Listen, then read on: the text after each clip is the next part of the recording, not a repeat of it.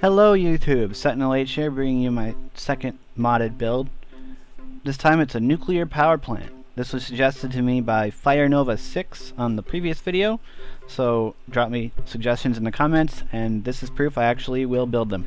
I didn't want to build a standard regular run-of-the-mill power plant because you've seen that a million times probably, so I decided to build this one. Kudos to anyone who knows what this is before I tell you. This is the nuclear power plant from Anno 2070. It's an amazing game. You should totally check it out. I love it. Beautiful graphics. I listened to the soundtrack while I was building this, so that's cool. So, gotta go quickly here because there's an awful lot to see. I know I keep saying I have to go quickly and then my videos are really long, but this time I'm serious. So here we have another frame door coming down nice and smooth. This frame door is smoother than the previous one because the frames are in between these two other layers. So everything has to be blast proof because it's a nuclear reactor. I mean, these blocks would get blown away, but if this door is closed and you have a nuke in here and it explodes, you're going to be okay. At least most of the building will. This is the reactor chamber.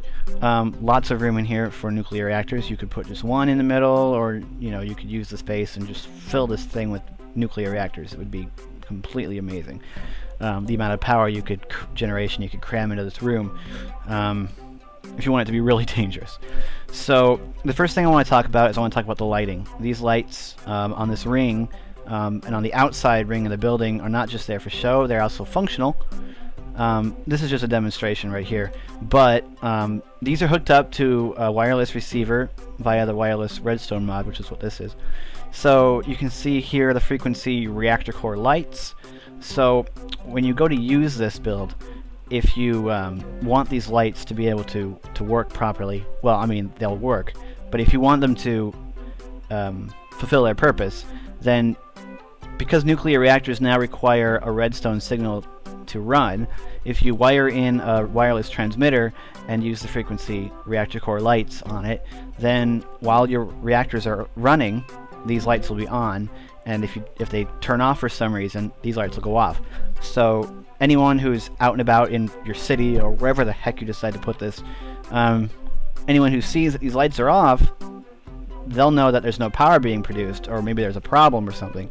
That, and it just looks really cool, tying this into the reactor operating. So if we come over here, most of the stuff's on the outside, so there's just a little doodad is these sort of like, I guess, power poles. In the game there's electrical lines connecting these, but I tried it and it looked terrible. This is just a thing. I really don't know what it is, but it looks cool. It makes this side a little different from that side. This is a really asymmetrical build. There are symmetrical elements like these two things and this, but there's a lot of asymmetricality in this. Speaking of these things, this is one of the harder things to do. It doesn't look all that difficult, but they're built on the diagonal, so they were a little challenging, but they look amazing. I think these just look completely awesome, I think. One of the things I did a lot on this build was I used redstone jacketed wire, no, jacketed red wire, let me say that right, to as decoration. These don't do anything, but they look cool. They look kind of like poles or bars or wires. The only problem is that you can't match the construction foam perfectly. So you've got, I think this is snow, which matches the color but not perfectly. But it doesn't really matter. You don't see it if you're not looking right at it, and it looks close enough.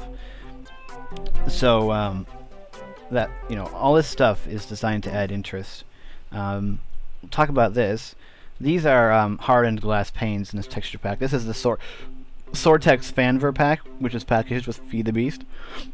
Excuse me. I really like that texture pack, and it's already there, so I use it.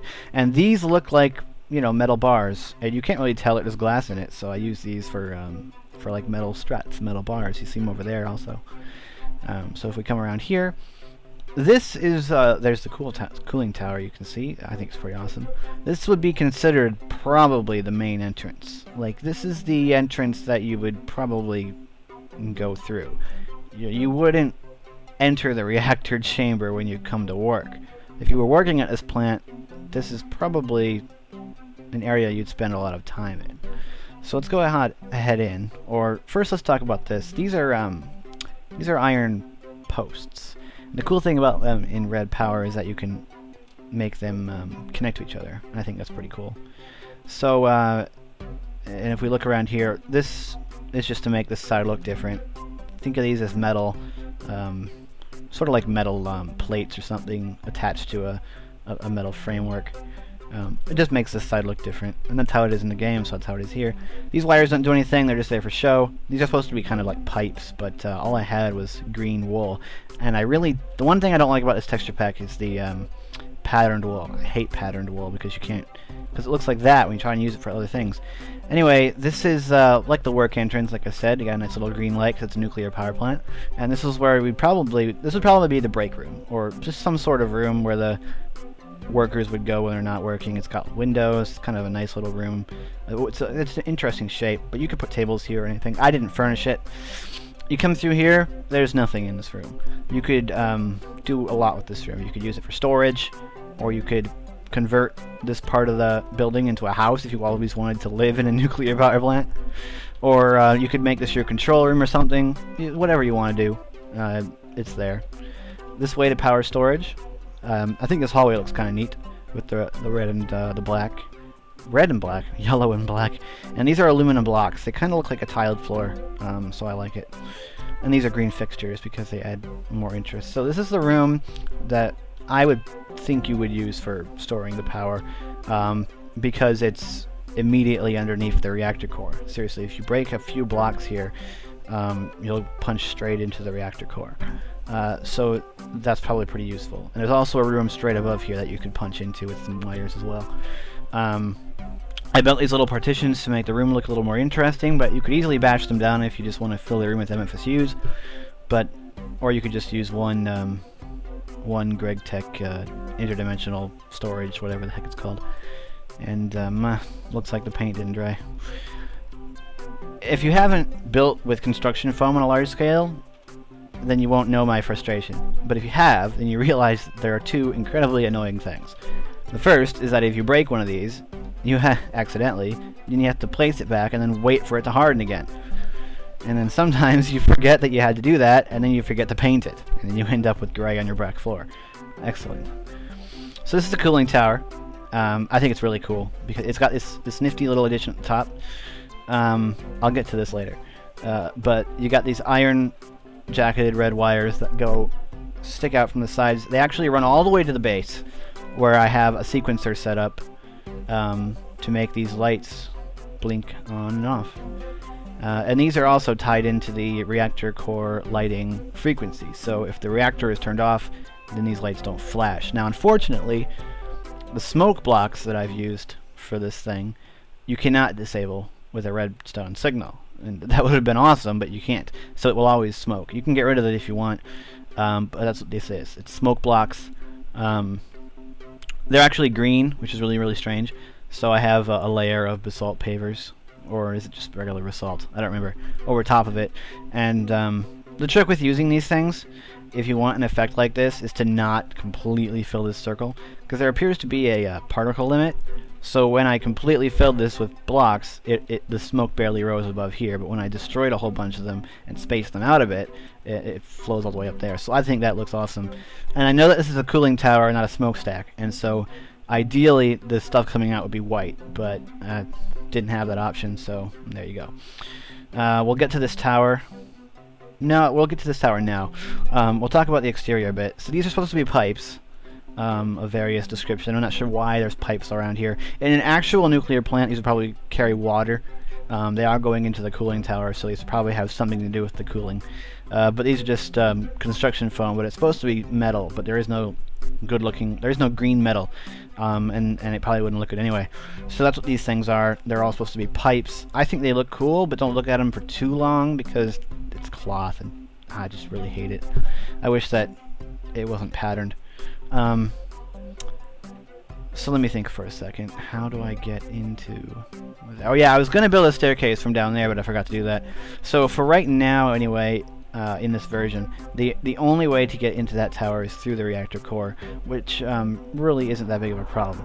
So if I quit flying, we come over here and we can jump up, and oh, nope, no we can't. So yeah, there's no way up there, unless you want to jump around. So you can put your own staircase in for that. It's not really a big deal to me. But there's that. So if we climb up these scaffolds, And the reason I use these scaffolds here is because it gives this place... I didn't want this place to look perfect. I didn't want it to look immaculate. I wanted it to look like it was built for function. So I have scaffolds here, which barely fulfill the requirement. They look odd, not a little bit out of place, but they also match with the iron, so they look like they belong as well. And it makes the place look less perfect, and it adds a little more interest. So you got this walkway here. These blocks need to stay white because you can see them from the outside. My philosophy with this was to build everything around this chamber and modify the chamber as little as possible. So when I was building these rooms, I needed to make sure that I maintain the circular flow. So if you look at this wall, you'll notice that I've modified it only as much as necessary. You still have the light, the vertical light poles here. Oh, and by the way, these lights and these lights are not tied into these lights. These lights will always be on, because you need some light in here. That light will always be on. It's just the ring that turns on and off if you wire it up that way. If you'll notice, the pattern on these white blocks right here is the same as these windows. I wanted to carry that pattern over, but I needed it to be flat, so I use windows there in that shape to try and carry over. I don't know if it's succeeded, but I think it looks neat. So here we have iron doors. These would get blown off too, I'm pretty sure, but need some iron doors to get around here. So right here you see all I did to get lighting in here was break 2 blocks and, you know, work with what you have. So this is the biggest staircase I've ever built. It's just the biggest continuous staircase. If we come down here, I don't know what you'd do with this room. Storage or something, or there's a lot of vertical space. If you had some machinery you needed to maintain your reactors, you might want to put it here. I have no idea. But underneath this floor is that power storage room that you saw earlier. So what you'd want to do if you wanted to be able to get into this tower without going through the reactor is to put a stairway here or something, or a ladder, or a scaffold. That's that. Green cage lights. There's a lot of different lighting in this place. I liked all these red power lamps. I love cage lights. They look awesome. So I use them in places, and I use them in some other places. Now this staircase is perfectly usable. There's some places where these sort of encroach on the stairs, but the thing about working with microblocks, like right here, the thing about working with microblocks is you can't always get what you want. Like, I needed this staircase to only be 2 blocks wide, but then I couldn't place this railing to where it wouldn't encroach on either of these. So rather than put it right next to this stair, I put it over here, so you kind of aren't bothered by it, if that makes sense. But I couldn't extend it all the way because then it would encroach on this a bit too much. So here you have another example of my having to sort of compromise. This is green wool because the pipes, the wires, needed to light up these lamps, needed to go somewhere, and so they came through here. I think this kind of looks cool, actually, sticking into the room, but unfortunately I had to use green wool for this, and it's patterned, and it doesn't match the color.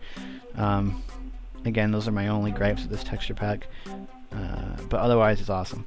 So the first thing I'll do here is come through here, and here we're on the upper gangway, and I'm not going to walk all the way around there, but this goes almost all the way around.